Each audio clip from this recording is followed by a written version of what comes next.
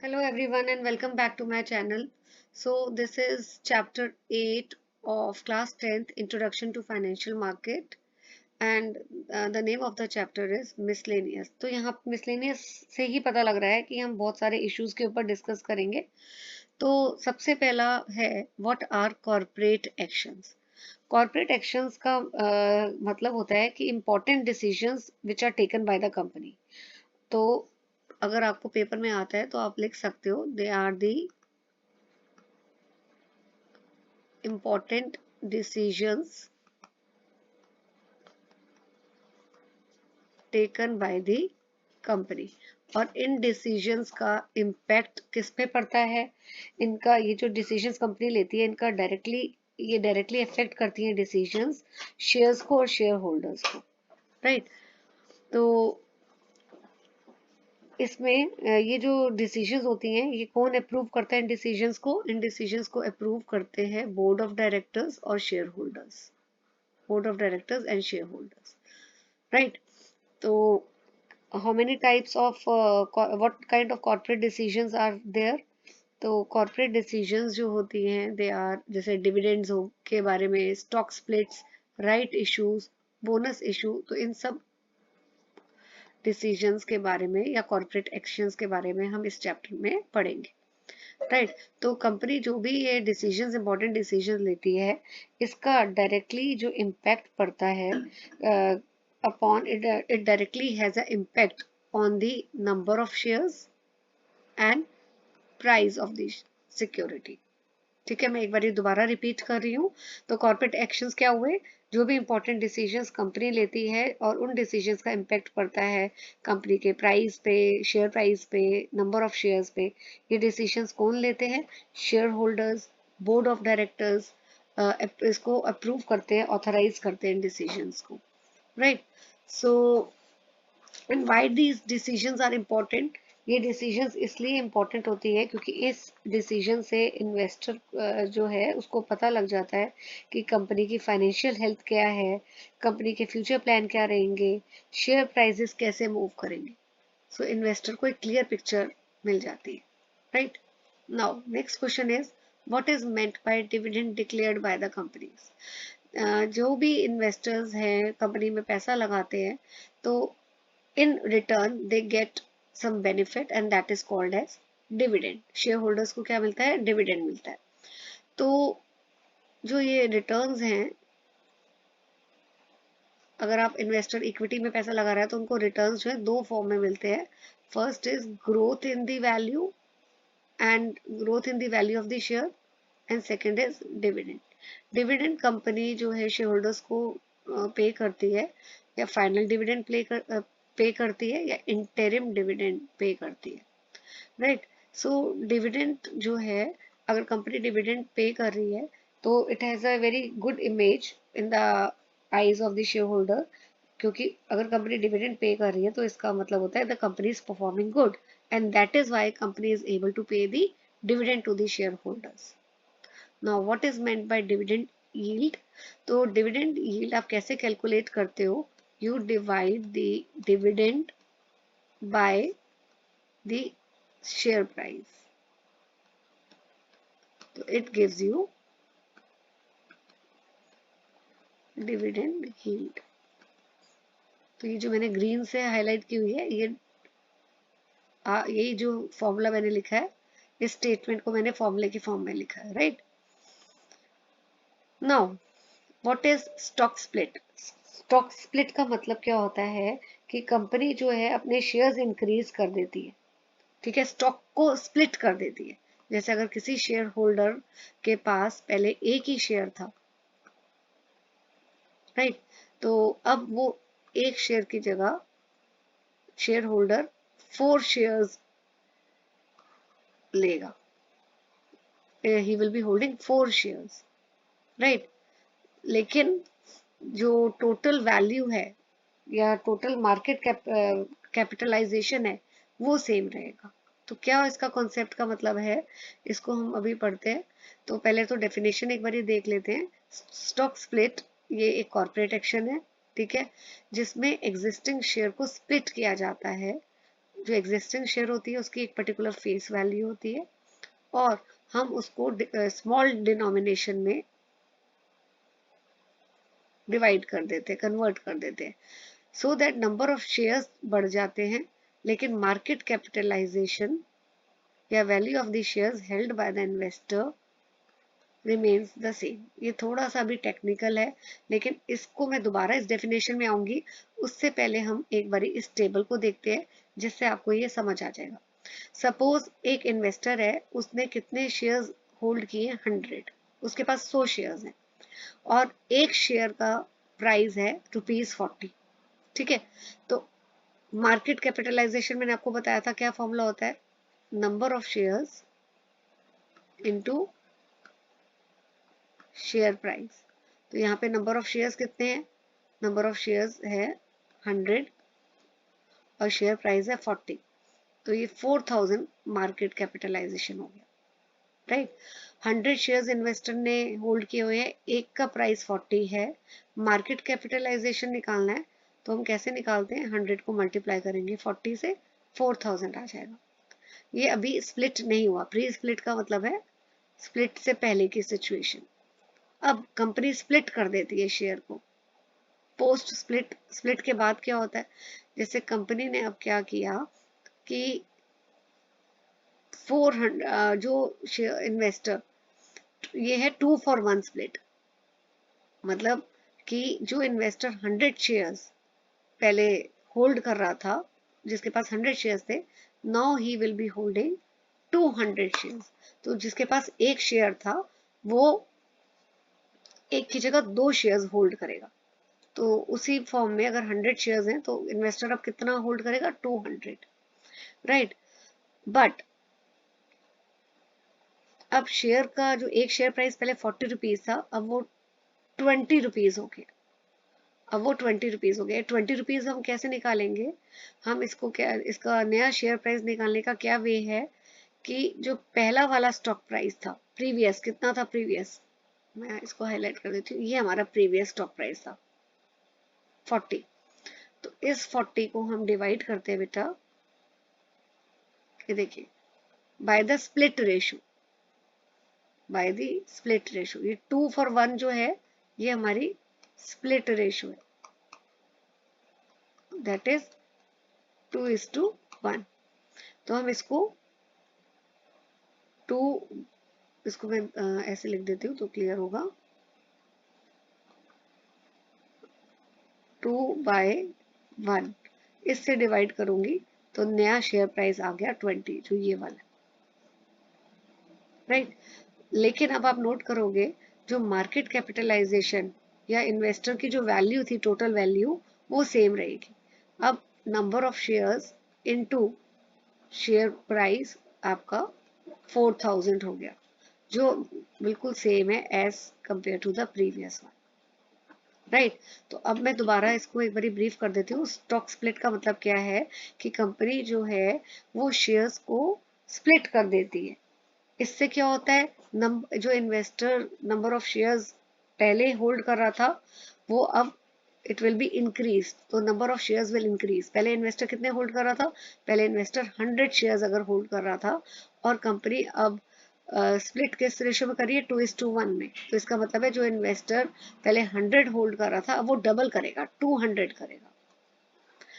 लेकिन इससे हमारे नंबर ऑफ शेयर्स तो इंक्रीज हो जाते हैं लेकिन face value of the share price वो कम हो जाता है। पहले 40 रुपीज था, अब वो 20 हो गया। और ये 20 भी कैसे निकाला है, जो ओल्ड शेयर प्राइस है उसको हम स्टॉक स्प्लिट रेशियो से डिवाइड करेंगे। ये देखो, ये ग्रीन में हाईलाइट किया है।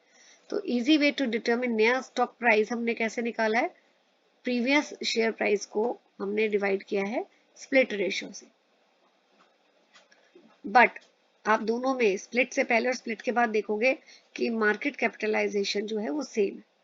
अब पढ़ते हैं, आपको क्लियर होगा कि स्टॉक स्प्लिट क्या होता है। कि ये वो एक्शन है, कॉर्पोरेट एक्शन है, जिसमें शेयर्स को स्प्लिट किया जाता है और फेस वैल्यू जो है शेयर की वो तो कम हो जाती है लेकिन नंबर ऑफ शेयर्स इंक्रीज हो जाते हैं। ऑल्सो मार्केट कैपिटलाइजेशन यानी कि value of the share it remains the same. ठीक है, तो ये भी एक आपका कॉर्पोरेट एक्शन है। सो ऐसा क्यों करती है company? Why the what is the reason behind this stock split? What is the reason? So the reason is, यहाँ पे देखो लिखा हुआ, there are two important reasons. पहला कि कई बार देखो स्टॉक का प्राइस इन्वेस्टर्स को ज्यादा लगता है, जैसे 40 रुपीज है, तो इन्वेस्टर को लगता है ये तो शेयर प्राइस बहुत ज्यादा है और बहुत कम इन्वेस्टर्स खरीदेंगे, कईयों के लिए अफोर्डेबल ही नहीं होता इतने में। तो जब कंपनी स्टॉक को स्प्लिट कर देती है तो फेस वैल्यू या शेयर प्राइस जो कम हो जाता है, जैसे हमारे ऊपर के एग्जांपल में 40 से 20 हो गया, now it becomes affordable by all, हर कोई इन्वेस्टर खरीद लेगा। तो इसलिए स्प्लिटिंग द स्टॉक जो है वो इसलिए अच्छा लगता है, ठीक है, क्योंकि इससे शेयर प्राइस कम हो जाता है और वो अट्रैक्टिव लगता है इन्वेस्टर को। तो ये हमारा पहला रीजन है। दूसरा रीजन क्या है?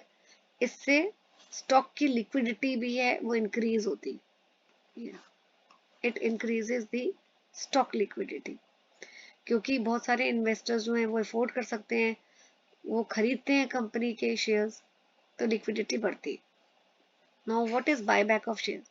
बायबैक ऑफ शेयर्स का मतलब है ये वो मेथड है जिसमें कंपनी अपने ही शेयर्स खरीदती है, इन्वेस्ट करती है, और किससे खरीदती है? From other investors.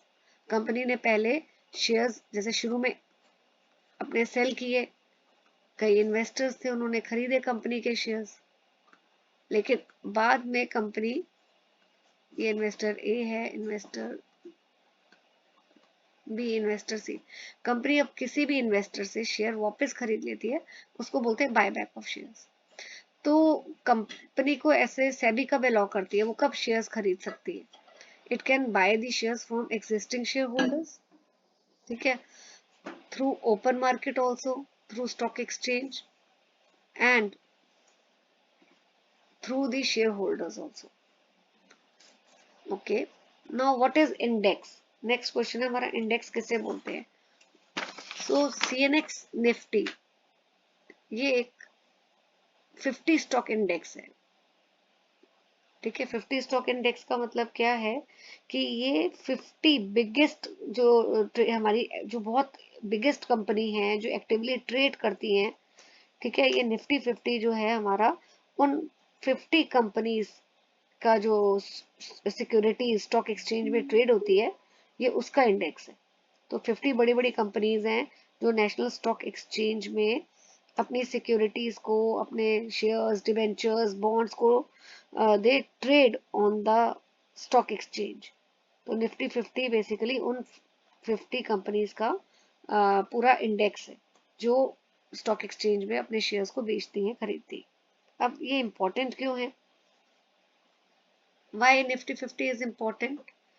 It is important क्योंकि इससे ओवरऑल पता लगता है कि स्टॉक मार्केट कैसे परफॉर्म कर रही है, निफ्टी से पता लगता है। तो निफ्टी को हम बैरोमीटर भी बोलते हैं इंडियन मार्केट का।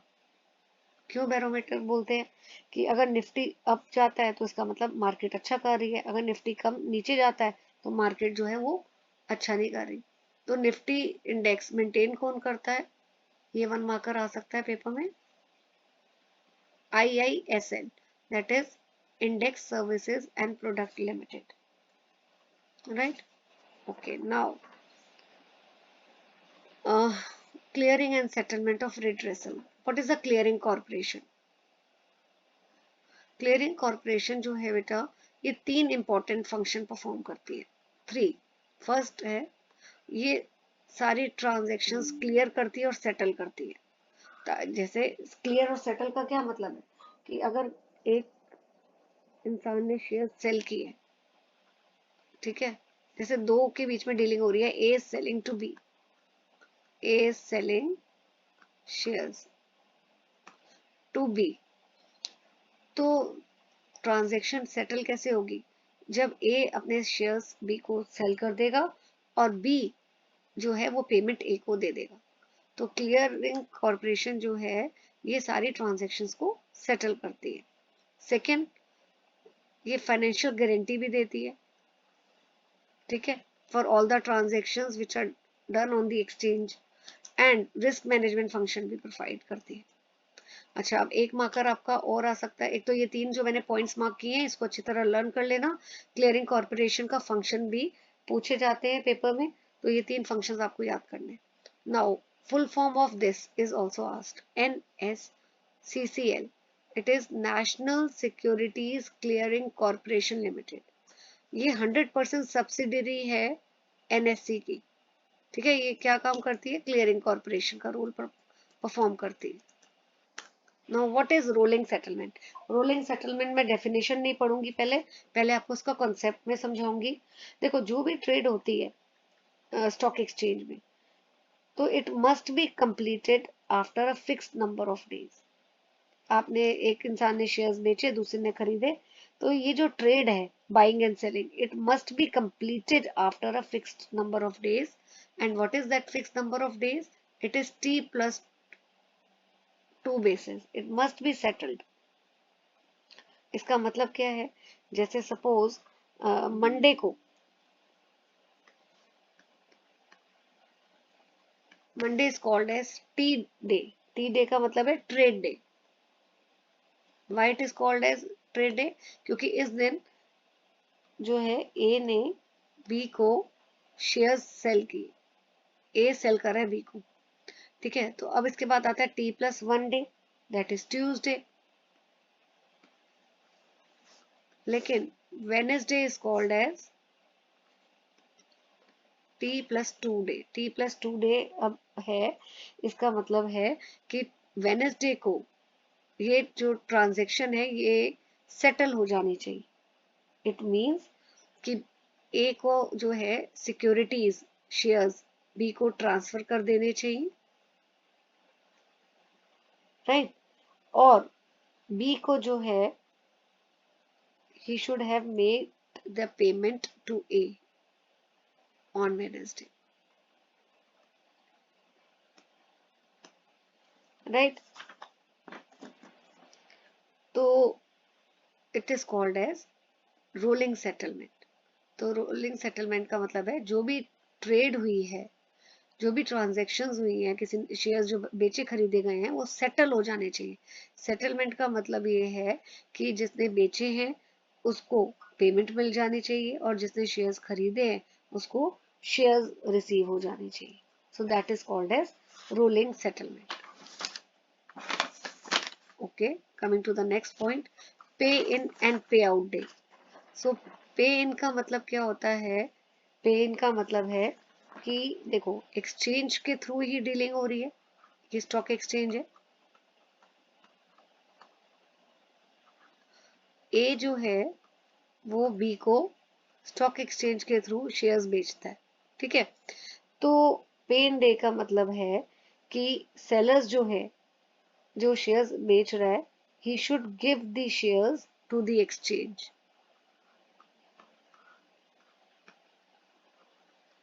और जो बायर है, he should give money to the stock exchange on this day, right.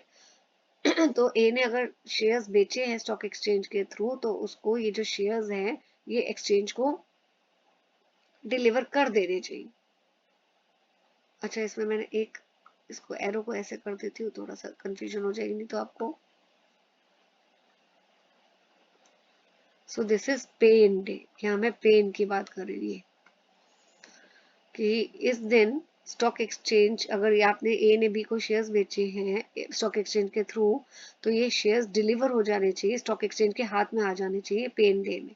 और इसी तरह बी को जो है वो पैसा दे देना चाहिए, funds to the stock exchange, right. Now what is pay out day then? अब यही वाला मैं दोबारा बना लेती हूँ।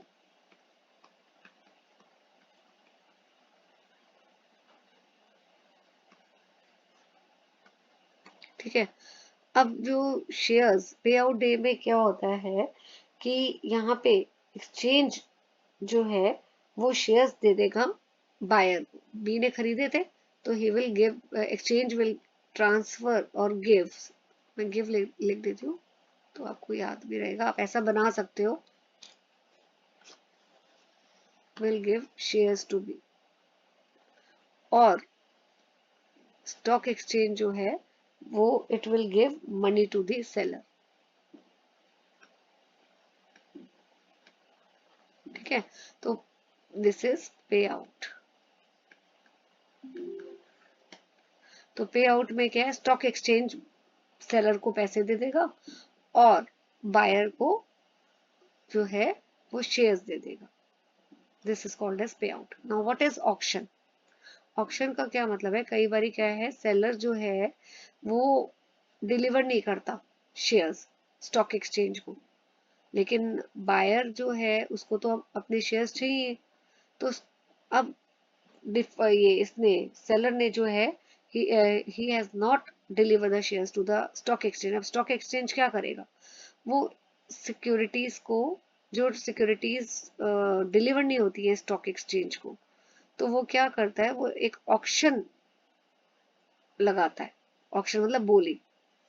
ठीक है, सो अब इस ऑक्शन में क्या होता है कि जो भी सेलर अगर फेल करता है, if he fails to deliver the shares to the stock exchange, तो स्टॉक एक्सचेंज एक ऑक्शन कंडक्ट करता है, राइट, और कोई भी जो बाकी सेलर्स हैं मार्केट में उनसे वो शेयर खरीद लेता है और बायर को, जो ओरिजिनल बायर था उसको दे देता है। ठीक है, तो इस तरह वो प्रोसेस को कंप्लीट करता है। सो इसलिए ऑक्शन प्रोसेस जो है वो किया जाता है ताकि एक्सचेंज जो है बायर को शेयर्स डिलीवर कर दे। अगर सेलर नहीं दे रहा तो वो किसी और से ऑक्शन के थ्रू एक्सचेंज शेयर्स खरीदता है दूसरे सेलर से और ओरिजिनल बायर को शेयर्स दे देता है। Now what is book closure and record date? Book closure का क्या मतलब है, ये बुक क्लोजर यहाँ पर है और रिकॉर्ड डेट ये रही। तो पहले बुक क्लोजर समझते हैं। बुक क्लोजर का मतलब क्या होता है कि देखिए, कोई भी जो कंपनी है, राइट, तो कंपनी क्या करती है, अपडेट करती है अपनी लिस्ट कि कौन कौन से शेयर होल्डर्स हैं कंपनी के पास। तो इट बेसिकली बुक क्लोजर में क्या कंपनी करती है, it puts a temporary stop on updating the list of the share holder. वो थोड़े टाइम के लिए जो नए शेयर होल्डर्स हैं या जो खरीद रहे हैं शेयर्स, वो एक पॉज लगा देती है, वो क्लोज कर देती है register of the name of the investor. ठीक है, जैसे एक पर्टिकुलर बुक क्लोजर का मतलब हो गया कि एक टेम्परेरी स्टॉप लगा दिया है and the company freezes the record of the share holders, right. So that is book closure. अब रिकॉर्ड डेट क्या है, what is record date then? Record date का मतलब ये कट ऑफ डेट होती है जो कंपनी अनाउंस करती है। तो कोई भी अगर इस डेट पे, जो भी ये कट ऑफ डेट है, ठीक है, सबसे पहली बात, it is a cut off date which is decided by the company. So जो भी इस डेट पे शेयर्स जिसके पास भी होते हैं, जिस भी इन्वेस्टर के पास इस पर्टिकुलर डेट पे शेयर्स होते हैं, तो उनको तो बेनिफिट्स मिलेंगे, कॉर्पोरेट बेनिफिट्स, जैसे डिविडेंड मिलेगा उनको, बोनस शेयर्स मिलेंगे, राइट इश्यूज मिलेंगे, राइट। तो अगर उनका इन्वेस्टर का नाम इस रिकॉर्ड डेट पे है तो उनको सारे बेनिफिट्स मिलेंगे। रिकॉर्ड डेट पे तभी बेनिफिट, रिकॉर्ड डेट का मतलब वही हो गया कि कंपनी ने डेट अनाउंस की हुई है, पहले से इन्वेस्टर्स को पता होता है कि ये रिकॉर्ड डेट है। अगर इस डेट पे, रिकॉर्ड डेट पे इन्वेस्टर्स के पास shares, if he is holding, if he owns the share, तो उसको बेनिफिट्स मिलते हैं। अगर रिकॉर्ड डेट पे इन्वेस्टर के पास शेयर्स नहीं है, he does not own the shares, तो उसको कॉर्पोरेट बेनिफिट्स यानी कि बोनस, राइट इश्यूज, डिविडेंड, ये सारे नहीं मिलते। तो एक बार अब डेफिनेशन पढ़ते हैं। Book closure refer to the closing of the register of the name of the investor in the record of the company. तो ये टेम्परेरी जैसे होता है ना कि कंपनी ने अब बंद कर दिया नाम अपडेट करना शेयर होल्डर्स का, तो एक टेम्परेरी वो क्लोज कर देती है। और रिकॉर्ड डेट क्या है, the benefit of dividend, bonus, right issue उन्हीं इन्वेस्टर को मिलेगा जिसका नाम कंपनी के रिकॉर्ड्स पे होगा रिकॉर्ड डेट पे। अगर रिकॉर्ड डेट पे इन्वेस्टर्स का नाम है, यानी कि रिकॉर्ड डेट में उन इन्वेस्टर का नाम मेंशन है जिन्होंने, जिनके पास शेयर्स है, उनको तो बेनिफिट मिलता है, लेकिन जिनका नाम रिकॉर्ड डेट पे कंपनी के रिकॉर्ड्स पे नहीं होता है, मतलब कंपनी के रिकॉर्ड्स में उनका नाम मेंशन नहीं है कि ये, तो उनको वो बेनिफिट्स नहीं मिलता है, डिविडेंड का, बोनस का, राइट इश्यूज का। Now what is no delivery period? So no delivery period का क्या मतलब है? तो कंपनी जब भी बुक क्लोजर या रिकॉर्ड डेट अनाउंस करती है, ठीक है, तो स्टॉक एक्सचेंज जो है it starts a short period which is called as no delivery period. तो जब भी कंपनी ने अनाउंस किया है कि ये बुक क्लोजर है, अब हम अपने शेयर होल्डर्स का नाम अपडेट नहीं कर रहे, या ये रिकॉर्ड डेट है, ठीक है, तो कंपनी एक no delivery period, exchange sorry, एक नो डिलीवरी पीरियड सेट कर देती है। तो इस पीरियड में क्या है कि आप इन्वेस्ट शेयर्स को बाय और सेल तो कर सकते हो, ट्रेडिंग तो होती है। नो डिलीवरी पीरियड में ट्रेडिंग होगी, shares are bought and sold, buy and sell तो होता है, ट्रेडिंग तो होती है, लेकिन एक्चुअल डिलीवरी ट्रेड सेटल नहीं होती है, trades are not settle. Trading तो होती है पर ट्रेडिंग आर नॉट सेटल। अब आप बोलोगे कि मैम बोल रही है शेयर्स को खरीदे बेचे तो जाते हैं, लेकिन ट्रेडिंग आर नॉट सेटल्ड का क्या मतलब है? ट्रेडिंग आर नॉट सेटल्ड का मतलब है कि shares are not transferred, transfer of share does not happen immediately. तो इधर लिख सकते हो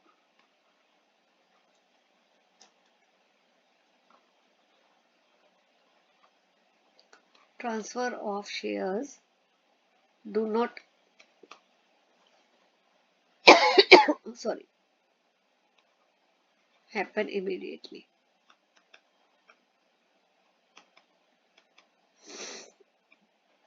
राइट, सो जब भी company book closure record date announce करती है तो स्टॉक एक्सचेंज एक नो डिलीवरी पीरियड सेट कर देती है, और इस पीरियड में shares are bought and sold, लेकिन सिर्फ ट्रेडिंग ऐसे ही होती है, एक्चुअल ट्रांसफर नहीं होते हैं शेयर्स।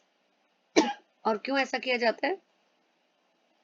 ताकि इन्वेस्टर्स को, जिनको कॉर्पोरेट बेनिफिट मिले, डिविडेंड मिले, बोनस मिले, राइट इश्यूज मिले, तो वो इन्वेस्टर्स जिनको ये कॉर्पोरेट बेनिफिट मिले, वो हम पता लग सकते कि किन किन इन्वेस्टर्स को ये बेनिफिट मिलना चाहिए, राइट। तो इसलिए जिनके पास रिकॉर्ड डेट पे शेयर्स होंगे उन्हीं को ये बेनिफिट्स मिलेगा। Now what is x dividend rate? X dividend rate क्या है?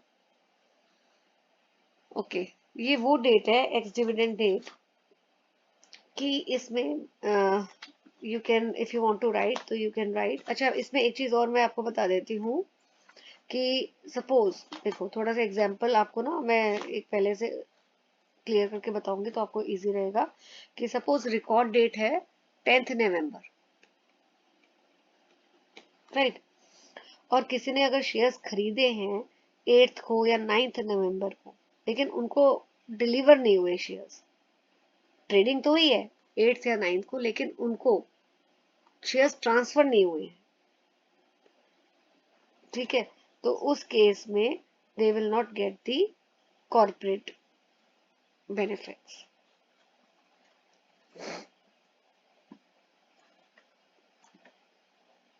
Okay, one more thing is, after this we have to do ex dividend rate.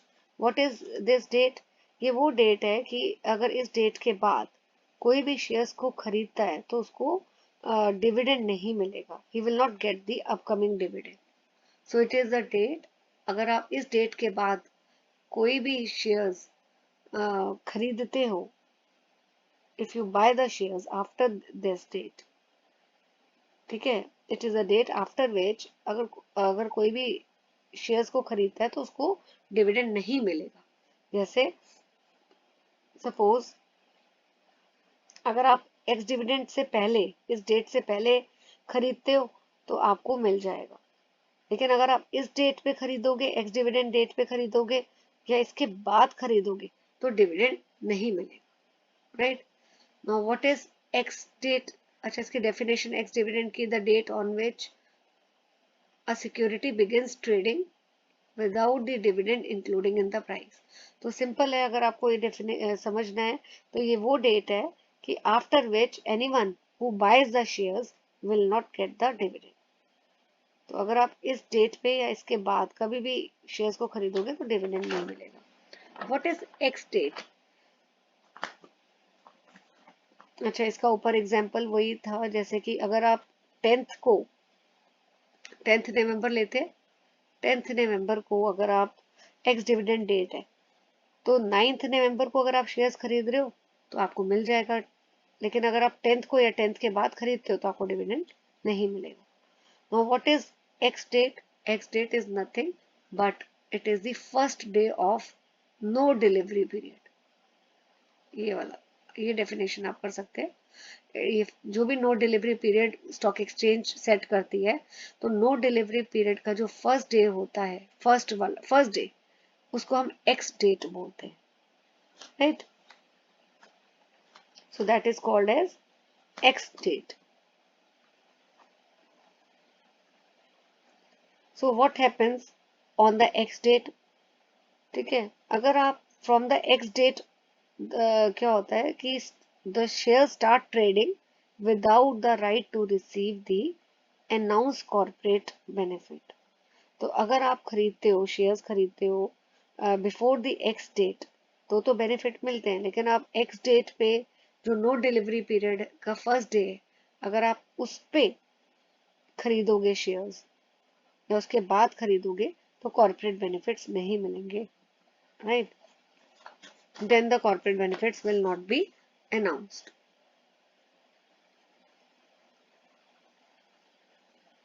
तो इस चीज का ध्यान रखना है कि अगर आप बाय करते हो बिफोर एक्स डेट, आप ऐसे लिख सकते हो, तो you will get the benefit. अगर आप बाय करते हो ऑन और आफ्टर एक्स डेट तो आपको कॉर्पोरेट बेनिफिट्स नहीं मिलेंगे। Now, what recourse are available to the investor for redressing his grievances? अगर कभी कोई इन्वेस्टर है, उसकी कोई कंप्लेंट है, तो वो अपनी कंप्लेंट को कहाँ फाइल कर सकता है? इन्वेस्टर ग्रीवियंस सेल में, यहाँ पे वो कर सकता है। अगर ठीक है, अगर कोई भी इन्वेस्टर की डिस्प्यूट हुई है किसी भी रीजन से, अगर उसको पेमेंट नहीं मिली है या उसको सिक्योरिटीज नहीं मिली है, तो ही can take up the matter to the investor grievance cell, right? Now what is arbitration? ये ऑल्टरनेटिव मेथड है डिस्प्यूट सॉल्व करने का। इफ द इन्वेस्टर, आप सोचो अगर उसका कोई डिस्प्यूट था और ऊपर उसने इन्वेस्टर ग्रीवियंस सेल में अपनी कंप्लेंट लॉन्च की है and he is not happy with the solution, तो ही हैज ऑल्टरनेटिव है उसके पास कि he that is, what is the alternative? It is the alternative is provided by the stock exchange for resolving dispute by the trading member and their clients in respect of trade done on the exchange। तो ये एक alternative dispute को solve करने का mechanism है। Now what is investor protection fund? So investor protection fund कौन maintain करता है? National stock exchange, NSE. क्यों करता है? इन्वेस्टर के जितने भी क्लेम्स होते हैं उनको सॉल्व करने के लिए।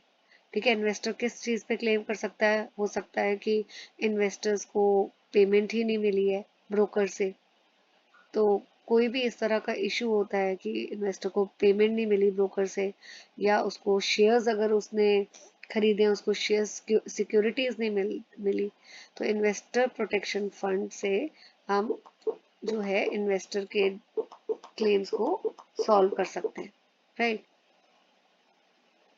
अच्छा, maximum amount of claim payable from this to the investor is 10 lakh. ये मैक्सिमम लिमिट है कि इस फंड से हम मैक्सिमम कितना अमाउंट इन्वेस्टर को दे सकते हैं? 10 lakh. So this is all in this video. In the next video, I will be covering chapter number 9. Till then, stay tuned to my channel and please hit the like button, share the content with your friends, right? And please do subscribe to my channel. Thank you.